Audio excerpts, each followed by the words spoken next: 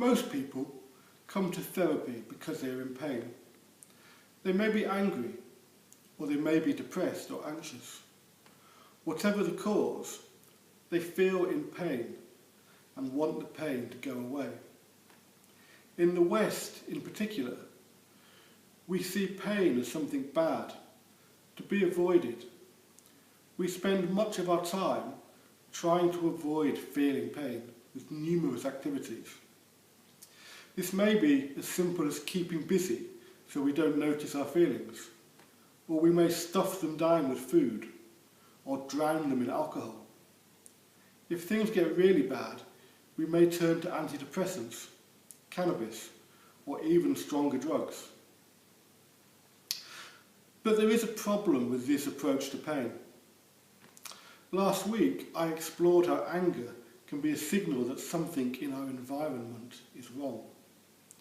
Our avoidance of pain, at best, can only numb us to the feeling. It cannot solve the problem.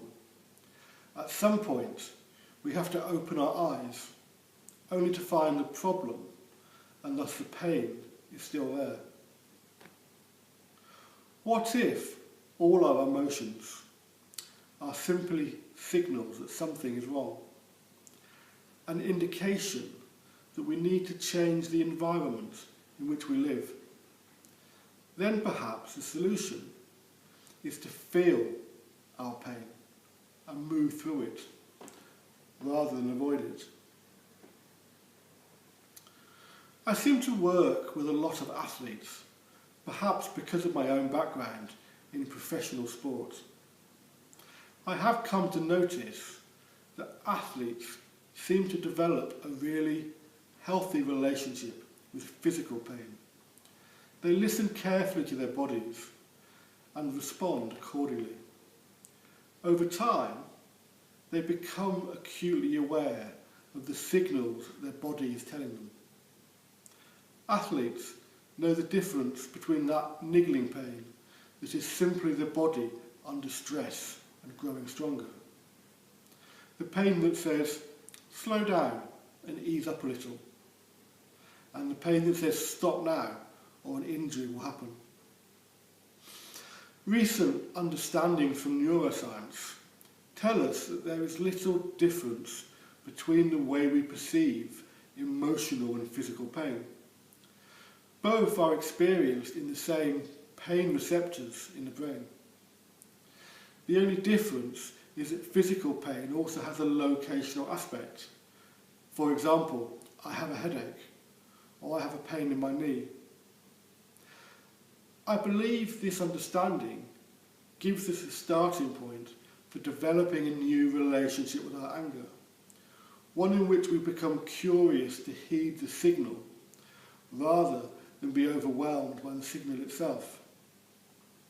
Imagine your anger as being like a lighthouse.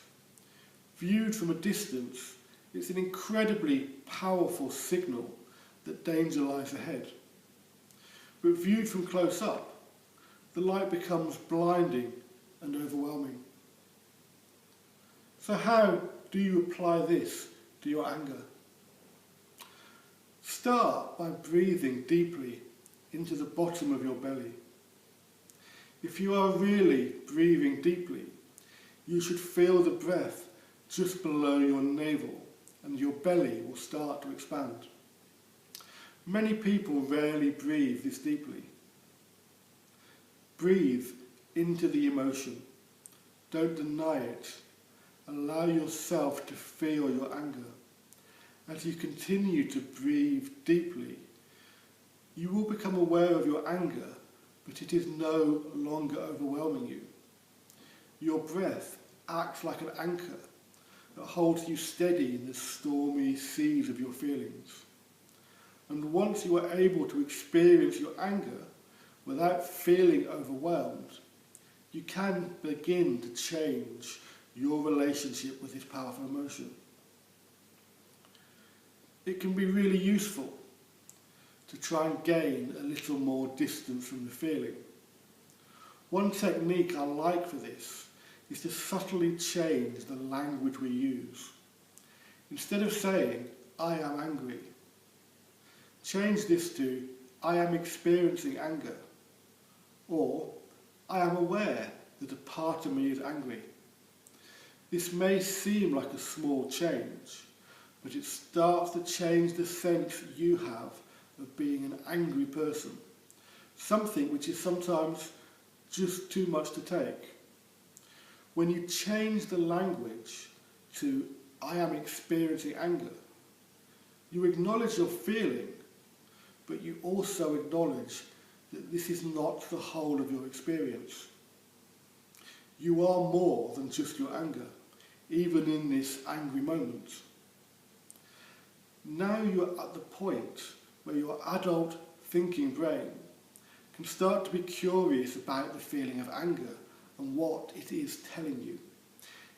In his excellent book, Cooling the Flames of Anger, the Buddhist monk Thich Nhat Hanh asks us to treat our anger as we would treat a child, with loving kindness and curiosity.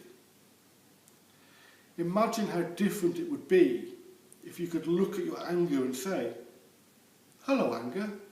I see you're back again. What do you need from me today?" Your whole experience of this feeling would be turned upside down. Of course, I don't expect you to be able to achieve this today or tomorrow, but by using your breath as an anchor and actually experiencing your anger, you begin to fundamentally change the relationship, and with that, your ability to express your wants and needs. I know this week's material may be difficult to comprehend at first. Please ask questions in the Facebook group, and Emily and I will do our best to answer them all. We have some great material coming to you in February as we look at how to be assertive rather than angry and aggressive. I look forward to speaking to you then. Bye.